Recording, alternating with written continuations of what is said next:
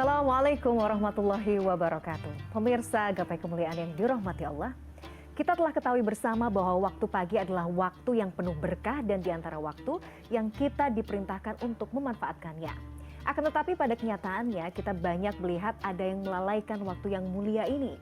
Waktu yang seharusnya dipergunakan untuk bekerja, melakukan ketaatan dan beribadah, ternyata dipergunakan untuk tidur atau bahkan bermalas-malasan. Ulama besar Ibnu Qayyim mengatakan ada 4 hal yang dapat menghambat datangnya rezeki. Satu diantaranya adalah tidur pagi. Beliau rahimahullah juga menambahkan, banyak tidur dapat mematikan hati dan membuat badan merasa malas serta membuang-buang waktu. Nah pemirsa, insya Allah pagi ini kita akan membahas tema berkaitan dengan bahaya tidur pagi. Seperti biasa, alhamdulillah sudah hadir bersama saya di studio. Ada Ustadz kesayangan kita semua, Ustadz Hilman Fauzi. Assalamualaikum Ahilman. Waalaikumsalam warahmatullahi wabarakatuh. Apa kabar? Alhamdulillah sehat. Sehat ya? Alhamdulillah. Sehat karena nggak banyak tidur pagi ya. Masya Allah, ini tema bahasan kita udah langsung di depan gapai kemuliaan kan? Jadi pagi-pagi udah langsung semangat di sini. Jadi nggak ada tuh setelah subuh tidur. Nah hari ini kita akan membahas ya, dalam perspektif Islam tuh ternyata tidur pagi itu ada beberapa kerugian ya. Iya. Oke, nah bagi Anda pemirsa yang juga memiliki pertanyaan, Anda bisa mengirimkan pertanyaan Anda baik berupa teks maupun video melalui nomor WhatsApp yang tertera di layar kaca. Anda juga berkesempatan untuk bertanya langsung kepada Ustadz Hilman melalui sambungan Zoom yang nanti akan ditentukan oleh tim Gapai Kemuliaan. Ahilman langsung. Jadi kenapa sih sebenarnya? Kayaknya dalam perspektif Islam ya, atau kita tuh sering mendengar ya, jangan tidur setelah subuh. Sebenarnya apa yang akan kita dapatkan kalau misalnya kita memanfaatkan waktu yang katanya berkah ini dalam kehidupan sehari-hari? Bonusnya nih apa? Tafadhol. Iya, bismillahirrahmanirrahim. Alhamdulillahirabbil alamin. Allahumma shalli ala sayyidina Muhammadin wa ala alihi washabbihi ajmain. Amma ba'du. Pemirsa CNN Indonesia yang dicintai Allah, mudah-mudahan kita semua dalam keadaan sehat walafiat. Dan yang sedang sakit kita doakan semoga Allah berikan kesembuhan. Amin ya rabbal alamin. Kalau kita bicara tentang waktu ya, Mbak Mila, di dalam putaran waktu yang Allah hadirkan dalam sehari di kehidupan kita itu memiliki arti yang sangat luar biasa. Apalagi waktu pagi, waktu subuh. Di dalam Al-Quran kita menemukan banyak sekali Allah subhanahu wa ta'ala salah satunya ya bersumpah atas nama waktu dan waktunya khusus, waktu pagi. Misal kita bisa lihat surat Al-Fajr ya, wal fajri, demi waktu fajar. Kemudian naik lagi ada was-subhi idza tanaffas kan, demi waktu subuh apabila Allah berikan hembusan nafas untuk dirimu. Naik lagi wadduha wal laili idza saja. Bahkan bukan hanya itu, tapi juga Allah bersumpah dengan zat yang muncul di siang hari di waktu pagi. Wasyamsi waduhaha, demi matahari dan waktu duha yang Allah berikan kepadamu. Bahkan juga di dalam surat Al-Isra misalnya ayat 78 itu disampaikan bahwa bacaan Al-Quran yang dibaca di pagi hari itu disaksikan oleh Allah subhanahu wa ta'ala. Inna Qur'anal fajri kana mashhuda. Sesungguhnya Al-Quran yang engkau baca di pagi hari itu kana mashhuda, menjadi saksi yang disaksikan juga oleh Allah subhanahu wa ta'ala. Maka disinilah harus kita perhatikan bahwa jangan bermain-main dengan waktu pagi. Karena waktu pagi ini bisa menggambarkan banyak hal untuk dirimu. Setidaknya ada 4 yang bisa kita dapatkan ketika kita menjaga waktu pagi kita dengan kebaikan. Yang pertama, di waktu pagi hari itu kita mengundang doa dari Rasulullah SAW. Dalam satu keterangan, Nabi SAW menyampaikan bahwa baginda Nabi selalu mendoakan umatnya yang beraktivitas di pagi hari. Allahumma barik li ummati fi bukuriha. Ya Allah, berikanlah keberkahan, lihat, kepada umatku di pagi harinya. Kalau yang doa Mbak Mila, kalau yang doa Hilman, ya tipis lah diijabahnya. Persentase ya dikabulkannya ada, tapi mungkin ya, tidak. Masih belum ada kepastian. Masih belum ada kepastian, betul. Tapi kalau Nabi yang berdoa, Masya Allah, straight, langsung. Berarti point. kalau ada orang yang menyia-nyiakan waktu pagi, ya Allah, bahkan mohon maaf, tidur lagi setelah subuh, berarti kalau kita kembalikan kepada keterangan di atas, berarti kita melepaskan doa dari Nabi Shallallahu Alaihi Wasallam. Dan doanya bukan tanggung-tanggung, doa berkah. Berkah loh. Berkah itu apa sih? Ziyadatul khair, bertambahnya kebaikan. Nabi mendoakan umatnya yang beraktivitas baik di pagi hari dengan keberkahan. Berarti orang yang sering tidur pagi, nih kalau kita bikin premis kalimatnya, jauh dari keberkahan. Ya Allah, ya Rahman. Rumah tangganya jauh dari keberkahan, mohon maaf. Keluarganya jauh daripada keberkahan. Rizkinya apalagi, pekerjaannya dan seterusnya. Karena ada berkah yang hilang di saat itu. Kenapa? Betul. Karena kita menyia-nyiakan doa dari baginda Nabi Shallallahu Alaihi Wasallam yang mendoakan seseorang di pagi hari. Oke, Ahilman, pertanyaan saya. Oke. Kalau memang ada orang yang kemudian kerjanya shift misalnya, malam gitu. Jadi justru waktunya terbalik, malam untuk bekerja, pagi untuk istirahat. Nah, konsep keberkahannya itu akan gimana ya? Masuk nggak? Tapi jawabannya nanti, Ahilman. Kita harus jeda. Ahilman udah semangat nih, tapi kita harus jeda pemirsa. Pemirsa jangan kemana-mana, Gapai Kemuliaan akan kembali setelah yang satu ini.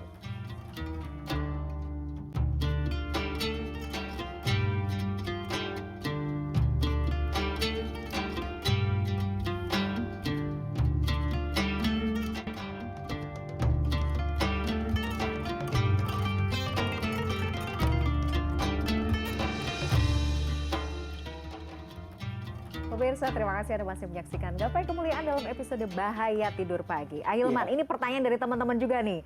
Yang kalau kita bekerja mungkin di di media gitu ya, kan ada kerja sifatnya shift. Kalau kemudian malam kita bekerja, paginya untuk istirahat, nih konsep keberkahannya akan seperti apa? Apakah akan juga hilang? Silahkan Ahilman. Saya akan bahas nanti itu ya. Nanti. Tenang, nanti teman-teman. Kita akan bahas ada waktu terbaik tidur pagi. Jam berapa tidurnya? Siap. Nah, tapi sebelum ke sana, kita ingin bicarakan dulu akibat orang yang sering tidur setelah subuh. Apa itu akibatnya? Ya? Kan tadi yang pertama berarti dia melepaskan tuh menyia-nyiakan doa. Keberkahan dari Nabi SAW. Yang kedua, ternyata juga di waktu pagi itu Mbak Mila, ada 2 malaikat yang turun membersamai seorang hamba, dan malaikat itu berdoa. Berarti kalau ada orang yang tidur di pagi hari, ba'da subuh itu, berarti dia menyanyikan doa siapa? Malaikat. Ini levelnya jauh. Jadi naik lagi nih. Ya. Dua poin doa ini. Doa baginda Nabi kita lepaskan, doa malaikat kita lepaskan. Emang doanya apa? Nabi SAW bersabda, "Ma min yaumin yusbihul ibadu fihi illa malakani yanzilani." Tidak ada satu hari pun yang datang kepada diri seorang manusia kecuali di pagi hari turun 2 malaikat. Jadi Bamila setiap pagi itu ada malaikat yang nyemperin Bamila, nyemperin kita, nyemperin manusia. Apa yang malaikat itu lakukan? Ternyata malaikat itu dua-duanya berdoa kepada Allah. Apa doanya? Malaikat yang pertama berdoa, Allahumma a'ti munfiqan khalafa. Ya Allah, berikanlah kepada orang yang berinfak khalafa, ganti yang lebih baik. Tapi mohon maaf, ada doa malaikat yang kedua.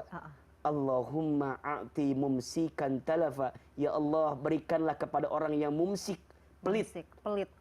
Boleh kalau kita tafsirkan lebih mendalam, pelit itu apa? Malas-malasan, nggak mau gerak. Dan pokoknya pokoknya dia nggak mau mengeluarkan apa yang dia punya untuk kebaikan. Kira-kira begitulah. Talafa, binasakan dia dengan keadaan yang dia miliki. Jadi kalau mereka-mereka yang mager gitu ya? Iya. Jadi repot dong akhirnya. Memang hadis ini khususnya untuk yang berinfak, bersedekah ya. Tapi kalau kita memaknai sedekah itu kan banyak ya. Maknanya banyak gitu. Banyak. Nah, kalau kita mengerahkan segenap kemampuan kita dan kebaikan kita untuk dihadirkan di pagi hari, berarti kita mengundang malaikatnya untuk berdoa untuk kita. Kalau tidak, berarti kita menjauhkan doa itu untuk datang kepada kita. Maka hati-hati. Yang ketiga, benar tadi apa yang disampaikan oleh Imam Ibnu Qayyim Al-Jauziyah. Ada 4 hal yang menghambat rezeki. 1, tidur setelah subuh, ya. Kemudian sedikit sholat, bermalas-malasan, dan berkhianat. Dalam kitab Zadul Ma'ad disebutkan 4 hal ini. 1, tidur setelah subuh, kemudian sedikit sholat, malas-malasan, dan yang keempat itu berkhianat. Nah sekarang udah mah tidur setelah subuh, kategori juga malas-malasan, berarti menghambat rezeki. Dan ingat, Udah jangan fix itu. memahami rezeki dengan urusan harta. Khawatirnya ada yang bilang, ada kok ustadz yang sering tidur Iya. pagi, hartanya banyak. Duitnya banyak tetap ahilman. Tapi tentang rezeki. Ini Rezeki itu rezeki. ya. Rezeki itu kan sering kita bahas, luas maknanya. sekali. Ya termasuk yang lebih spesifik adalah urusan materi.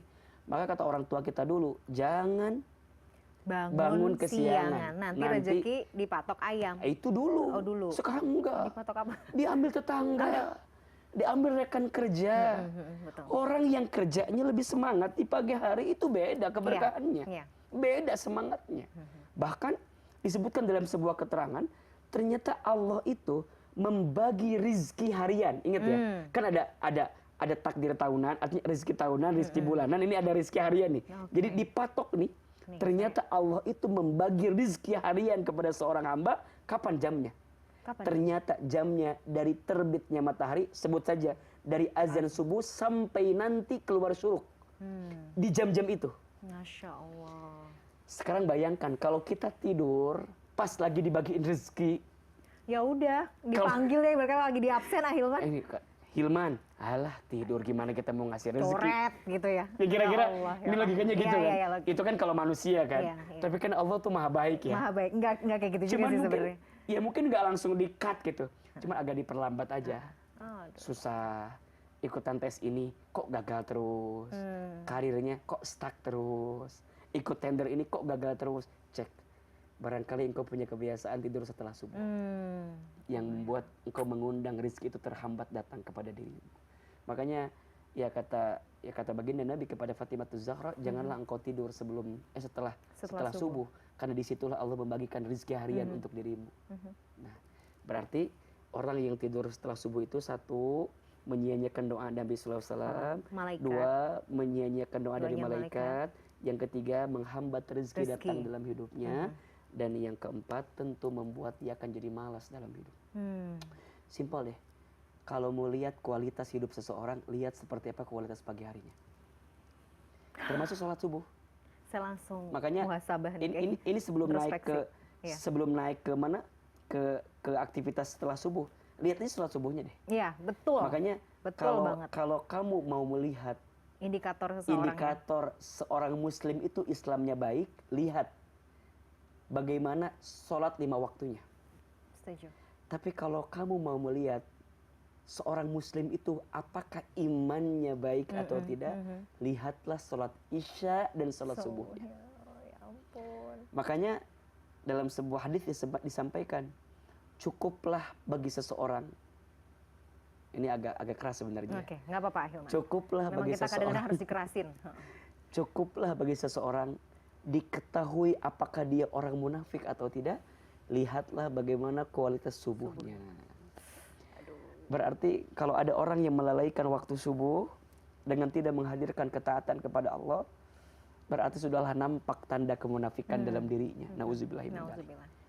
Maka wajarlah kalau kemudian dia dijauhkan rezekinya, dihambatkan semua kebaikan dalam dirinya.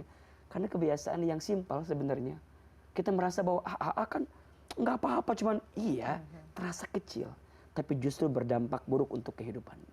Itu karena starting hari itu dimulai dari situ ya Hilman. Tapi memang betul sih, maksudnya kalau kita dari pagi kita sudah semangat, subuhnya kita tepat waktu, habis Iya. itu mungkin langsung lanjut olahraga apa, Iya. itu tuh insya Allah sampai dengan kita tidur lagi, itu akan terasa lebih nikmat biasanya. Makanya kalau boleh saya turunkan ya, ini harian-harian waktu kita dulu di pondok diingetin sama betul. guru-guru kami gitu. Ada 6 amalan istimewa Ini yang perlu bisa kita kamu kasih hadirkan highlight. di pagi Waktu hari. pagi. Terutama setelah kamu bangun dari tidurmu di malam hari yang begitu panjang. 6 tuh Bamila. 1, sholat tahajud. Oke. Jadi usahakan bangun di sepertiga malam, dirikan sholat tahajud. Kemudian yang kedua, beristighfar di waktu sahur. Jadi ada waktu tuh menjelang ke subuh, setelah kita menunaikan sholat tahajud, ada waktu ke subuh namanya waktu sahur. Iya. Nah itu perbanyak istighfar. Wa fil ashari hum yastaghfirun. Dan di waktu sahur itulah mereka memperbanyak istighfar. Dan Allah mencintai hambanya yang beristighfar di waktu sahur itu. 1, sholat tahajud di sepertiga malam. Dan kita harus ingat, Allah turun ke muka bumi di waktu sepertiga malam. Dan Allah mencari di antara hambanya yang tahajud. Jika ada di antara mereka yang sedang banyak dosa, mereka minta ampun kepada Allah, maka Allah ampuni dosa-dosanya. jika ada di antara mereka yang sedang punya harapan, punya keinginan, dan mereka minta di sepertiga malam tahajudnya, maka Allah akan cukupkan kebutuhannya. Makanya kalau ada yang nanya, kalau ada seseorang yang punya keinginan, tapi keinginannya itu tak dibuktikan dengan sholat tahajudnya, berarti dia belum serius menginginkan keinginan tersebut. Saya pernah posting juga itu kayaknya di media sosial. Betul. Jadi yang pertama tahajud. Yang kedua istighfar di waktu sahur. Oke. Yang ketiga sholat sunnah 2 rakaat sebelum subuh. Lebih baik daripada dunia beserta isinya. Maka kita ini pencinta dunia. Yang selama hidup ini banting tulang, tulang banting, kaki di kepala, kepala di kaki untuk urusan dunia. Ternyata ada orang yang bisa menggenggam dunia beserta isinya. Siapa? Orang yang tidak tertinggal sholat 2 rakaat sunnah sebelum subuh. Naik yang keempat, sholat subuh berjamaah di masjid. Barang siapa yang sholat subuh, maka di saat itu fi dhimmatillah, di hari itu, sepanjang itu dia sedang dalam penjagaan Allah Subhanahu wa taala. Makanya Mbak Mila, punten ya, kadang suka ngerasa gini, kalau kita telat sholat subuh tuh kayak ada yang kurang terus, dan kayak nggak tenang. Iya, pasti. Iya kan? Maksudnya kan kita pernah ya, Ilman, saya juga manusia biasa gitu loh. Bangun subuh kesiangan, itu kadang-kadang udah berantakan kadang agenda seharian itu. Kayaknya schedule hari itu tuh jadi... Iya, terus ada rasa bersalah, rasa nggak enak, rasa... Ya kayak gitu. Makanya kalau ingin melihat kualitas sholat seseorang, ya lihat sholat subuhnya. Karena itu bisa kelihatan. Nah, dari sholat subuh jangan tidur lagi. Apa? Zikir. Baca Quran. Ya. Bahkan disebutkan, barang siapa yang sholat subuh berjamaah di masjid, kemudian dia duduk, dia tidak langsung keluar, tapi dia duduk. Sampai kapan? Sampai waktu syuruk. Duduk, ngapain? Zikir, taklim, kajian gitu, baca Quran, dan semua sampai waktu syuruk. Kemudian setelah itu dia mendirikan sholat 2 rakaat, maka di saat itu dia mendapatkan pahala haji dan umroh sempurna. Masya Allah. Jadi kalau kita mau dapetin pahala ya seperti haji, bukan pahala haji umroh ya, tapi pahala seperti haji dan umroh sempurna, maka hadirkan sholat subuh berjamaah di masjid, duduk sampai waktu syuruk, sholat 2 rakaat. Setelah itu sedekah subuh. Sedekah subuh, mengundang doa malaikat. Setelah itu sempurnakan sholat duha. Barang siapa yang tidak tertinggal 4 rakaat sholat duha di pagi hari, maka Allah cukupkan kebutuhannya. 6 berarti. Tahajud, istighfar, sholat 2 rakaat sebelum subuh, sholat subuh berjamaah di masjid, zikir, sedekah, baca Quran, sampai sholat duha. 6. Jaga 6 amalan ini di pagi hari, maka Allah Subhanahu wa taala akan menghadirkan banyak kebaikan untukmu. Sungguh luar biasa ya. Butuh komitmen itu. Nah, sekarang pertanyaannya, gimana nih orang yang shift malam, yang kerjanya malam. Nah, maka nanti kalaupun kita mau milih tidur untuk istirahat tubuh kita, maka pilihlah waktunya setelah kira-kira jamnya setelah waktu syuruk terbaik atau waktu duha lah. Waktu duha. Waktu duha terbaik itu kira-kira, jadi ketika punduk unta merasa panas punduknya ketika datang. Matahari itu berada tepat di atasnya. Ya berarti kira-kira jam 8, jam 9 lah. Iya kan nggak siang-siang banget ya. Jadi kalau kita mau istirahat, jadi selesaikan dulu misalnya ya. Rangkaian amal tadi. Nah, untuk mengembalikan kondisi tubuh kita yang lelah karena bekerja di malam hari, kalaupun mau tidur silakan dari jam 8, 9, 10, 11. Bangun, siap-siap sholat zuhur. Masya Allah itu. Selalu ada solusi ya. Saya kira cukup itu. Iya. Selalu ada solusi kok. Islam itu mudah. Masya Allah. Iya kan? Dan itu tadi ganjaran pahalanya itu luar biasa. Itu yang harusnya membuat kita pemirsa kita kayaknya harus lebih semangat deh. Betul. Kita harus perbaiki waktu pagi kita supaya nanti Allah jaga Masya Allah, sepanjang hari itu. Sampai sepanjang hari, Masya Allah. Ahilman, kita lanjut lagi, tapi kita harus jeda dulu. Pemirsa jangan kemana-mana. Gapai Kemuliaan akan kembali setelah yang satu ini.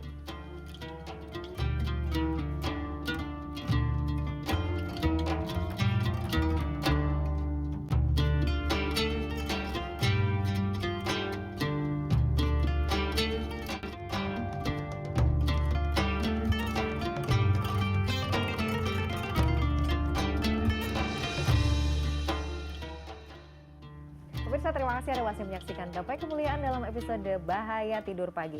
Tapi Ahilman, ternyata dalam kajian sains ya atau kajian kesehatan itu tidur pagi juga berpotensi mempengaruhi kesehatan kita loh. Oh ya? Jadi obesitas juga, resiko darah tinggi ya, kemudian gula darah itu juga tinggi. Jadi ternyata tuh Islam itu sejalan ya. Iya. dengan maksudnya kondisi manusia gitu ya. Iya. Ya, memang Masya Allah sih Iya, sebenarnya. makanya waktu kemarin kita berpuasa misalnya, kalaupun kita mau istirahat, ya jangan sampai ketika habis sahur subuh langsung istirahat gitu. Tunggu waktu yang kira-kira tadi lah gitu. Kalaupun kita mau tidur di pagi hari, ya jam-jamnya adalah bukan jam tepat setelah subuh banget gitu. Tapi tunggulah waktu di pertengahan agar kita juga bisa memulihkan kembali pencernaan kita Iya, betul. setelah kita bersantap sahur sebelumnya gitu. Saya kira itu menjadi penting untuk kita perhatikan gitu dalam diri Masya kita. Allah. Nah, Hilman ada nggak sih misalnya waktu-waktu yang memang waktu-waktu untuk tidur ya, yang memang Rasulullah contohkan, yang mungkin baik juga untuk kita Iya. teladani? Iya, di antara yang sering kita dapatkan baginda Nabi itu misalnya kalau tidur malam itu kan di awal malam ya. Jadi beliau itu tidak bergadang. Iya.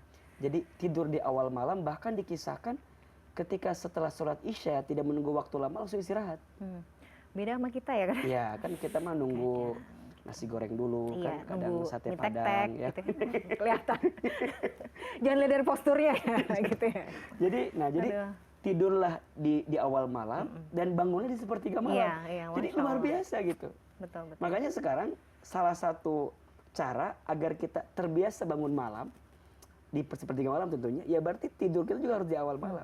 Dan itu juga ternyata ini Mbak Mila, katanya ya dalam penelitian mengasah tingkat fokus dan IQ kita katanya. Jadi konsentrasi. cara kita mencerna, cara kita memahami itu bisa diasah dengan membiasakan tidur di awal malam dan bangun di sepertiga Iya, malam. betul.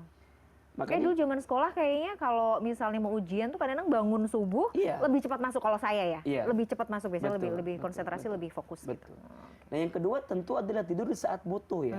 Jadi yang saat lelah tidur gak usah lama gitu. Betul. Sebentar tapi fresh. Contoh misalnya kita kalau di mobil tuh, Ya. ya kan lelah tuh. Mungkin tidurnya tidak panjang gitu. 10 menit, Hanya 10 menit, 15 menit tapi bisa fresh dengan tidur itu. Nah, itu yang dimaksud dengan tidur saat butuh. Iya. Ya. Nah, kemudian juga yang paling penting adalah kalaupun kita mau tidur di siang hari dalam tanda istirahat gitu ya, nah itu diperbolehkan. Tapi jangan sampai berkepanjangan. Karena siang itu waktu untuk kita bekerja. Nah malam hari waktu kita untuk istirahat gitu.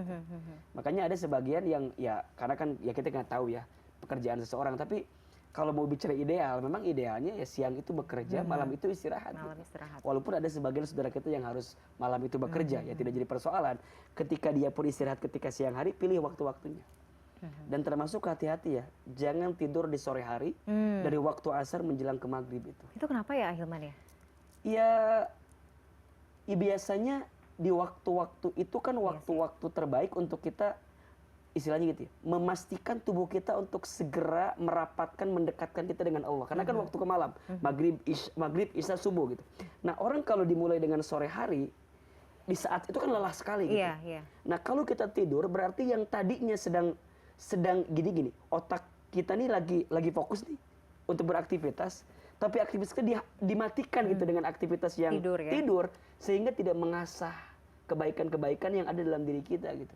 Harusnya kan penutup hari kalau bicara bulan Hijriah kan kalender Hijriah itu kan di maghrib. Iya, gitu. di maghrib. Jadi sekarang bayangkan kalau menutup hari kita dengan sesuatu yang asar. Yang malas jadi. Dan beberapa kali misalnya saya pernah kejadian tidur gitu ya, misalnya karena kelelahan di waktu asar, itu pas bangunnya badannya nggak enak banget. Nggak enak. Ya jadi secara biologis juga mungkin nggak baik. Secara dalam diri kita pun juga nggak bagus. Jadi bawaannya tuh rungsing gitu Rungsing, capek.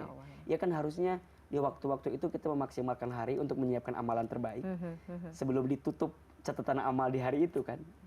Karena kalau kita melihat kalender Hijriah, ya hari itu diakhiri dengan di maghrib hari. Berarti kan jangan sampai pas menjelang maghrib itu kita malah mengosongkan kegiatan kita dengan amal baiknya. Padahal kan di situ Allah sedang menyiapkan catatan kebaikan. Dan di situ kan ada juga amalan yang Masya Allah ya, zikir petang, itu kan di situ ya, Ahilman, zikir pagi juga. Jadi konsep bahwa pagi itu memang waktu yang penuh dengan berkah, itu Masya Allah ya terbukti ya. Rasul juga memberikan gambaran-gambaran gitu. Jadi bagi kita yang kemudian masih kayaknya aduh Ahilman masih susah nih bangun pagi nih, masih senang begadang. Kadang-kadang ini nih yang suka bikin begadang. Main handphone gitu ya, scrolling gitu ya. Lihat gadget segala macam, akhirnya nggak sadar tiba-tiba sudah di atas jam 12 baru tidur, paginya Iya, kelabakan. iya makanya ya cobalah belajar bagaimana kehidupan Rasulullah SAW gitu. Dan salah satunya adalah tidur di awal malam, bangun di sepertiga malam. Itu pasti akan merubah kehidupanmu lebih baik gitu. Dan ya semoga kita bisa menjauhi kebiasaan tidur setelah subuh. Karena banyak keburukan yang akan kita dapatkan tadi. Ya. Menarik sekali tadi, saya masih pengen bahas lebih jauh Ahilman. Soal bagaimana kita tuh memang kalau kita bisa merutinkan sedekah subuh, Iya. itu luar biasa gitu. Luar biasa. Karena kan ada, kadang-kadang tuh ada, oh saya memang rutin sedekah subuh itu Masya Allah dampaknya ternyata rezekinya juga makin ini gitu. Betul. Pertanyaan saya juga, oh ini langsung teringat, Ahilman, duha. Banyak sekali orang yang kemudian mengaitkan ya, kalau rajin sholat duha itu tuh akan membuka pintu rezeki, itu akan segala macam. Betul seperti itu betul, ya? Betul. Dan ya memang baginda Nabi yang menyampaikan demikian. Bahkan ya Allah Subhanahu wa taala juga bagaimana mengabadikan surat Ad-Duha kan sebagai sebuah waktu yang berarti sangat penting di dalamnya.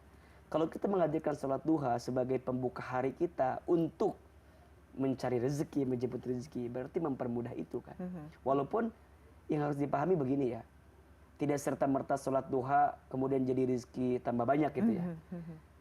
Kadang kita lupa bahwa dikasih kesempatan sholat duha pun adalah rezeki gitu. Betul. Nah itu harus coba digarisbawahi gitu.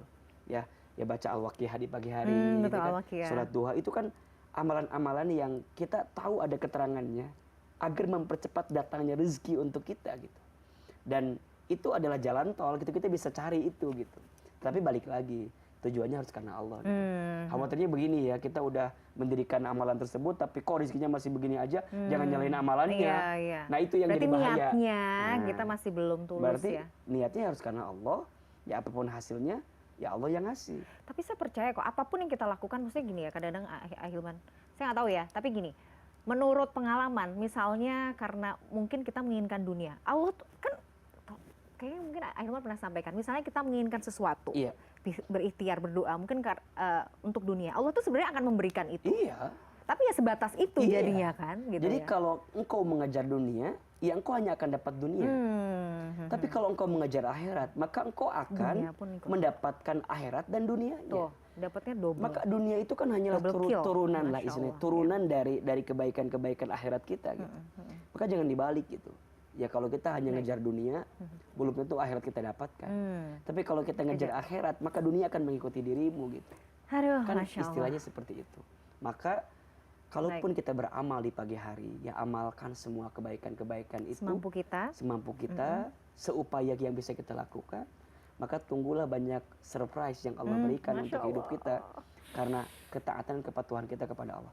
Karena Allah itu kan melihat bagaimana kepatuhan kita gitu. Boleh jadi kita memang disenangi dengan pahala-pahala yang disiapkan, tapi di luar itu semua Allah mencintai kita karena kepatuhan yang kita hadirkan. Jadi ketika pagi ini kita mendapatkan keterangan jangan tidur subuh misalnya, jangan tidur setelah subuh, maka oh ya udah, yuk coba kita amalin. Apa yang akan terjadi? Nah niatan karena Allah. Hadirkan amal-amalan sempurna itu, maka insya Allah akan ada kebaikan yang Allah berikan. Itu tadi poinnya, akan ada surprise yang Allah siapkan untuk kita. Amin, mudah-mudahan Allah mudahkan kita ya untuk menjaga waktu pagi ini yang penuh berkah. Ahilman, terima kasih atas ilmunya. Pemirsa, saya sudah perjumpaan kita hari ini dalam program Gapai Kemuliaan. Semoga tausiah kali ini bisa menambah hasanah ilmu agama kita, menjadikannya bermanfaat, dan yang paling utama adalah menambah ketaatan kita kepada Allah Azza wa Jalla. Saya Meladia Rahma dan juga Ustadz Hilman Fauzi pamit. Terima kasih atas perhatian Anda. Insya Allah kita akan jumpa kembali pada episode berikutnya. Wabillahi taufiq wal hidayah. Wassalamualaikum warahmatullahi wabarakatuh. Waalaikumsalam.